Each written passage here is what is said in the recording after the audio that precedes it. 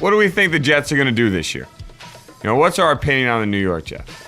And, I have a interesting opinion. Me personally, I think the Jets have a good chance to win the division.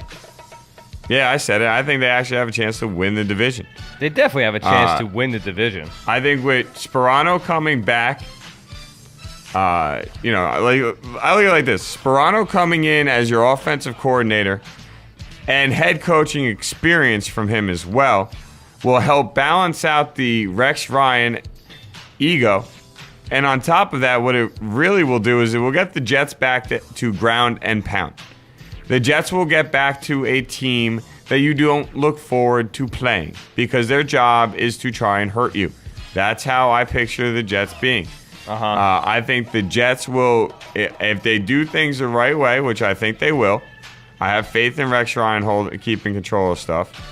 But I believe that what they're going to end up doing is they really will manage the Tebow and Sanchez thing correctly.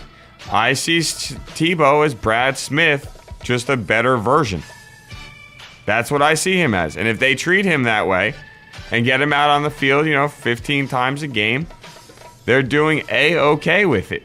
That's just my opinion, though. I really think, to me, the biggest question mark, or they have two big questions. Can Sean Green step up and run the rock the way they expect him to? Not happening. And can the defense get a freaking pass rush? That I'm praying is going to happen, especially with the first-round pick that they had from the kid from North Carolina. Not Melvin Ingram, Quentin Copples. Copples, there you go. Quentin Copples. I think I would have preferred them to take Melvin Ingram personally, but I think that Copples has potential. You pair him up with Muhammad Wilkerson. You got two young DNs for the next couple years. You hope that they pan out and turn into what you expect them to turn into. Let's keep in mind Rex Ryan helped draft, Haloti Ngata. He was part of numerous other good drafts by the Baltimore Ravens, so he has a pretty good idea of how to scout defensive talent. I think the biggest issue for the Jets on defense is a pass rush, and the biggest issue on offense is can they run the ball. San Antonio Holmes may be a headache and a half, but he's a good wide receiver. And the kid they drafted, the wide receiver, Stephen Hill, to me is going to be a nice little 1-2 combo. You still got Keller playing tight end. They have the pieces that they want to have. The question is, can they go out there and execute everything they want to execute and be the team they want to be? I hope so. I definitely do. See, I had Pixel Rights, and so does Joey, 9-7, maybe even 8-8 on the season. But let's be honest, the 2 years they made the playoffs and made the AFC Championship game, they were 9-7. They were 9-7 both years. They were 8-8 last year. They are talent-wise right around a 500 team. It's their coaching that determines whether they go above or below 500, in my opinion. Dark Knight wants to know, can Sanchez grow some cojones and stop making mistakes? Well, first of all, I got to say to that, everybody makes mistakes. Tom Brady made mistakes last year. Aaron Rodgers threw 6 interceptions. Those are considered mistakes. So every quarterback does throw mistakes. But Sanchez last year grew a lot as a quarterback. And unfortunately for him, he plays in New York. And with the Giants, the big brother is always on the front page or the back page of the sports paper. So we end up killing the Jets, and we really scrutinize the Jets. And we really focused on Mark Sanchez's high interception number last year. But nobody really talked about him throwing 26, 27 touchdown passes, which was a huge step up for him. And he had a career high in passing yards, career high in touchdowns. And let's just hope, though, that can continue for the Jets, because if he ends up going 30 touchdowns and if he goes 30 and 15, that's a great season for a quarterback. Yes, it is. 2-to-1 ratio, baby. 2-to-1 ratio. And I think this season he had 26 and 18. So he's got to cut down a little. He's got to cut down a little bit on the interceptions. Maybe throw a couple more touchdowns. But we'll see. You know what? I think a lot of it. Let's be honest. You could think of at least 2 or 3 games the Jets lost that they probably shouldn't have lost. Right? Yeah, the Giant game's definitely one of them. And you know what? Every football team has that every single year. That's just how football works, especially. And there's nothing you can do about it. Nope. What you have to worry about, if I'm a Jet fan, what I'm worried about is simply this. Can we go out and play every day and make teams not want to play us? Because that's how they used to be. They were a team. Teams didn't look forward to playing. Pound you physically on both sides of the ball. All game long. For 60 minutes, the New York Jets' job was to get at you and mentally try to break you down. That's what Rex Ryan did. Rex Ryan wanted to come at you and mentally confuse you on defense and wanted to pound you and wear you down on offense. He didn't care about beating you 10-7. Didn't care what the score was. It's all about the dubs. Got to get the dubs.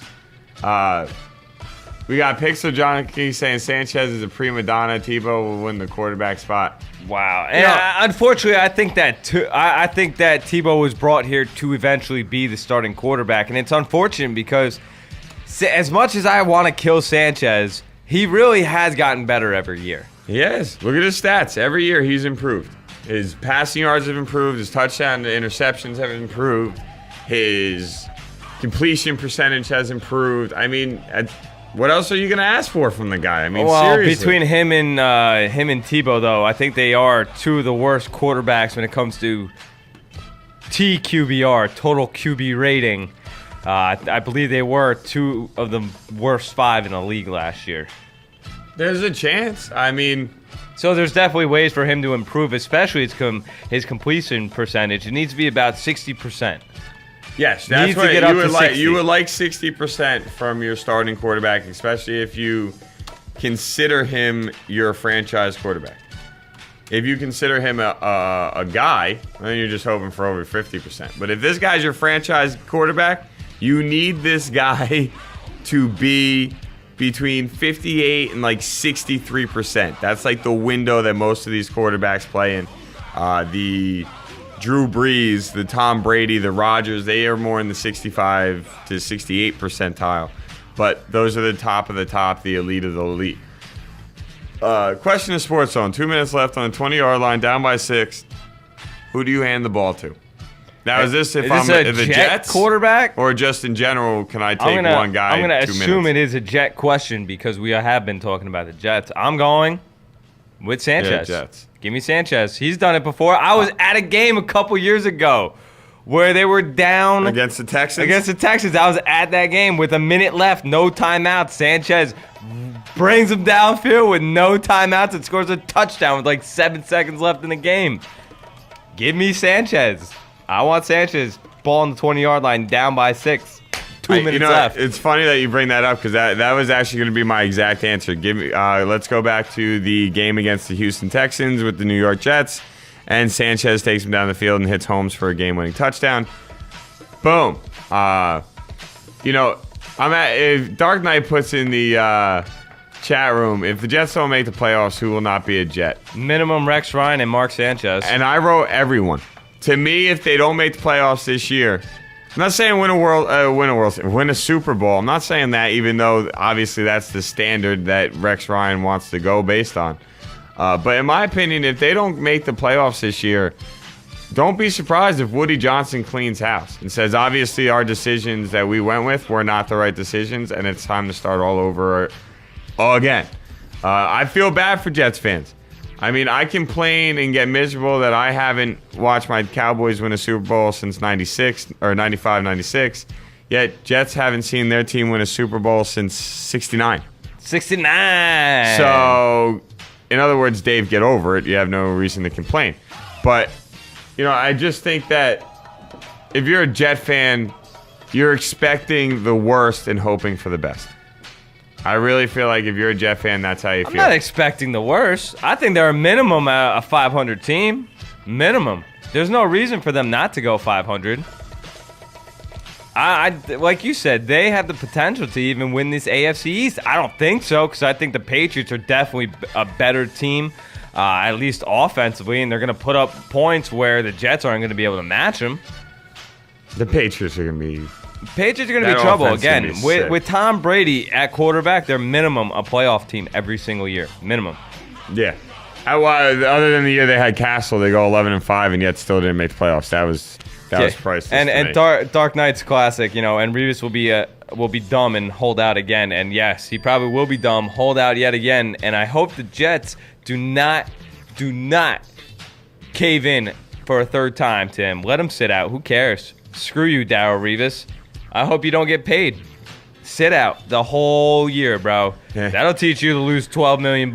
All these people around the country struggling for a job and money, and he's like, "Oh well, I'm gonna hold out. My 10, 12 million. My isn't $12 million enough. is not enough. I do not. I need more You know money what? to play Drew football." Brees is averaging $20 million a year. I think that's what I should average. Bite me.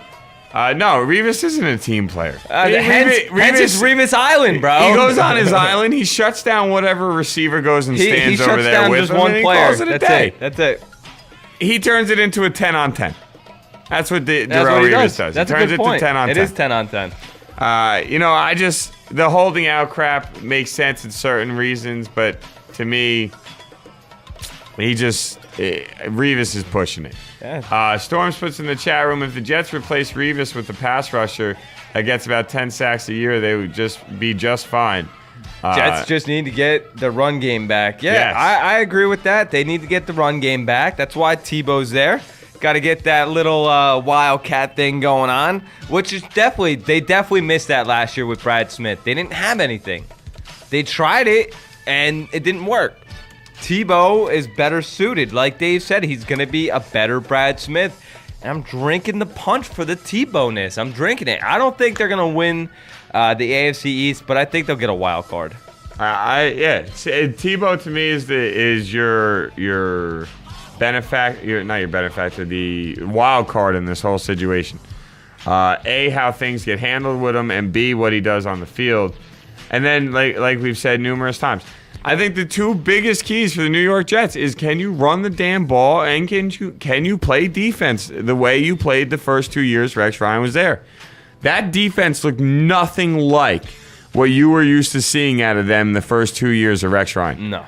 They looked nothing. Do you think something had to do with it, though, that Jenkins once again hurt himself and was out and everything like that? No, because the 1 year they lost him on opening night, Yeah, and then they that's still true, go 9-7, make the 9-7 playoffs, with and make the push to the AFC Championship game.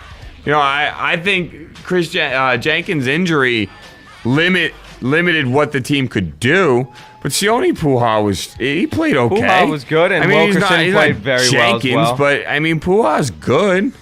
They just gave him a 3-year extension. He's obviously good enough. Rex Ryan likes him there. Yeah.